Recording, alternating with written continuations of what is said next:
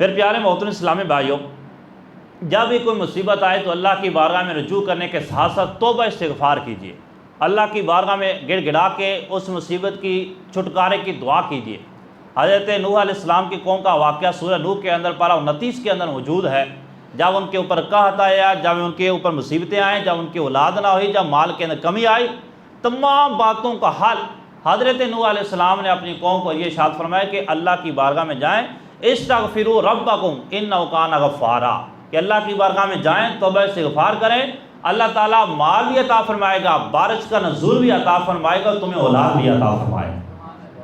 تو جب کوئی مصیبت آئے اللہ کی بارگاہ میں آ کے توبہ استغفار کی جائے۔ اس کے ساتھ ساتھ جب مصیبت آئے تو صحابہ کے اوپر جو ظلم ڈھائے جاتے تھے ان کا تصور کیجئے کہ کتنی آزمائشیں صحابہ پہ ڈالی گئیں۔ جب ایمان لائے، معاذ اللہ کسی کو تپتی ریت پہ لٹا دیا گیا، کسی کو پتہ نہیں کیسے کیسے اذیت ناک انداز سے تکلیفیں دی گئیں، لیکن اس کے باوجود وہ ایمان پہ کاربند رہے۔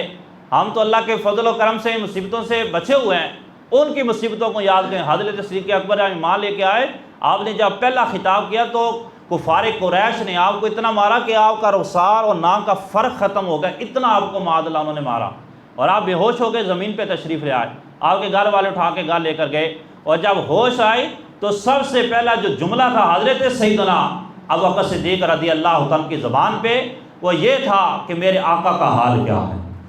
لوگوں نے کہا کہ جن کی وجہ سے آپ پر اتنی تکلیفیں آئی ہیں، آپ پھر بھی انہی کا نام لے رہے ہیں، تو آپ فرماتے ہیں مجھے چھوڑیں، مجھے یہ بتائیں میرے آقا کا حال کیا ہے۔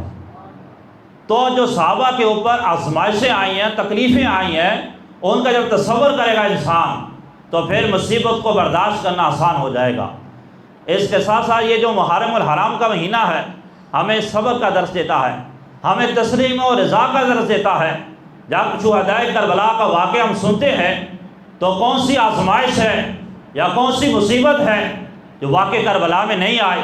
جوان بیٹے قربان ہو رہے ہیں، ننھے بچے قربان ہو رہے ہیں، اجنبیت ہے، عورتیں ساتھ ہیں، بھوک ہے، پیاس ہے، آزمائش ہے، دھوپ ہے، تڑپ ہے، ہر لحاظ سے مشقت ہے، آزمائش ہے، لیکن وہاں بھی صبر کا اتنا انداز ہے کہ زبان پہ کبھی بھی ایک لفظ نہیں آیا جو بے صبری والا ہو۔ یہ واقعہ ہمیں بہت بڑا صبر و ذا کا درس دیتا ہے۔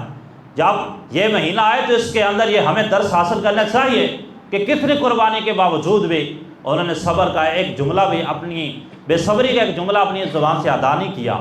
اس کے ساتھ ساتھ جب کوئی آزمائش ہے تو جہنم کے جو عذابات ہیں ان کو ذہن میں لائیں کہ یہ کتنے سخت ترین وہ عذابات ہوں گے۔ یہ دنیا کی آزمائش واقعی آزمائش ہے، تکلیف واقعی تکلیف ہے، لیکن آخرت کے مقابلے میں کچھ نہیں ہے۔ آخرت کی جو تکلیفیں وہ بہت سخت ہیں، وہ بہت زیادہ ہیں، ان کا تو اس میں مقابلہ ہی نہیں ہو سکتا۔ تو اس کے ساتھ ساتھ اس تکلیف کو بھی ذہن میں لائیں۔ اس کے ساتھ ساتھ جب کوئی تکلیف آئے تو اپنے سے زیادہ مصیبت زدہ شخص کو دیکھیں۔ اگر کسی پریشانی میں آئے تو جو اپنے سے زیادہ مصیبت زدہ ہے اس کو دیکھیں، بیچارہ وہ بھی جو زندگی گزار رہا ہے۔ اگر کسی کا پاؤں نہیں ہے تو کوئی ایسا جس کے دونوں پاؤں نہیں ہیں، جس کے بازو بھی نہیں ہیں، بلکہ میں آخر کے اندر آپ کو واقعہ سناؤں گا کہ عباد و گزار کا کیسا عجیب و غریب واقعہ ہے۔ حضرت سیدنا یونس علیہ السلام نے حضرت جبریل علیہ السلام سے کہا مجھے کوئی عباد و گزار بندہ بتائیے جو زیادہ اللہ کی یاد کرنے والا ہو۔ تو جبریل امین ایک جنگل ایک بندے کے پاس لے گئے جس کے ہاتھ پاؤں کٹے ہوئے، تو آپ نے کہا یہ عباد و گزار ہے۔ تو حضرت یونس علیہ السلام نے کہا میں نے تو یہ کہا تھا مجھے عباد و گزار بندہ بتائیں، یہ تو ایسا ہے جس کے اعضاء کٹے ہوئے ہیں۔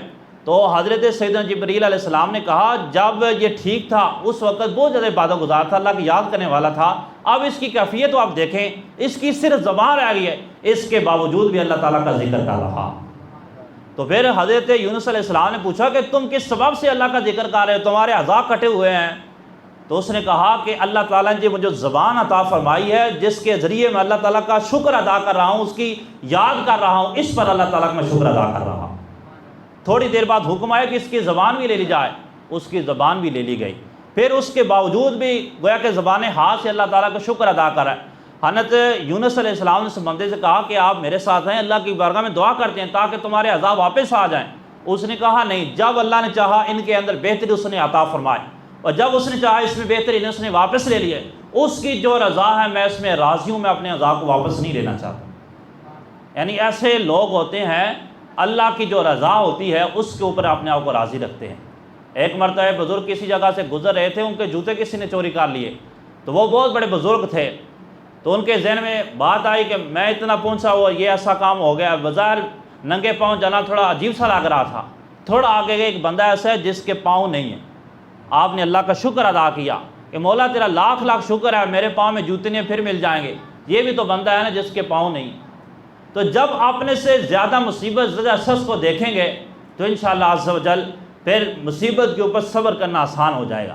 اس کے ساتھ ساتھ انبیاء کے واقعات پڑھیں، حضرت ایوب علیہ السلام کا صبر مشہور ہے، اس کے علاوہ کئی انبیاء کرام علیہ السلام پہ آزمائشیں آئی ہیں، انہوں نے صبر کیا ہے۔ نبی اکرم صلی اللہ علیہ وسلم پہ تھوڑی آزمائشیں آئی ہیں، معاذ اللہ جب حضور علیہ السلام نے لوگوں کو اسلام کی طرف بلایا تو لوگوں نے باتیں نہ سنی، معاذ اللہ برا بلا کہا، اور آگے سے معاذ اللہ پتھر برسائے گئے، آپ کے جو پاؤں مبارک ہیں وہ لہولہان ہو جاتے ہیں، آپ کے جوتے مبارک آنسوں یا خون سے بھر جاتے ہیں، بدلے اتنی آزمائشیں آئیں، لیکن اس کے باوجود نبی اکرم صلی اللہ علیہ وسلم نے حوصلہ رکھا ہے اور امت کو صبر کا درس دیا ہے۔ نبی اکرم صلی اللہ علیہ وسلم کی تعلیمات بھی ہمارے لیے مشرع راہ ہے۔ اس کے ساتھ ساتھ جب مصیبت آئے تو یہ ذہن میں رکھیں کہ جو مصیبت ہے یہ عارضی ہے، یہ مستقل نہیں ہے، اللہ کی بارگاہ سے جو ثواب ملنے والا ہے اور اللہ کی بارگاہ سے جو اجر ملنے والا ہے اس پر امید رکھنی چاہیے۔ یہ یاد رکھیں آفات و بلیات یہ کفارہ سیئات ہیں یا پھر درجات بلندی کا سبب ہے، یا تو گناہ مٹانے کے لیے آتے ہیں یا پھر درجات کے بلند کرنے کا سبب بنتے ہیں۔ جب اللہ تعالیٰ کسی انسان کو رتبہ دینا چاہتا ہے تو پھر اللہ تعالیٰ اس کو مصیبتوں میں مبتلا فرماتا ہے۔ اس لحاظ سے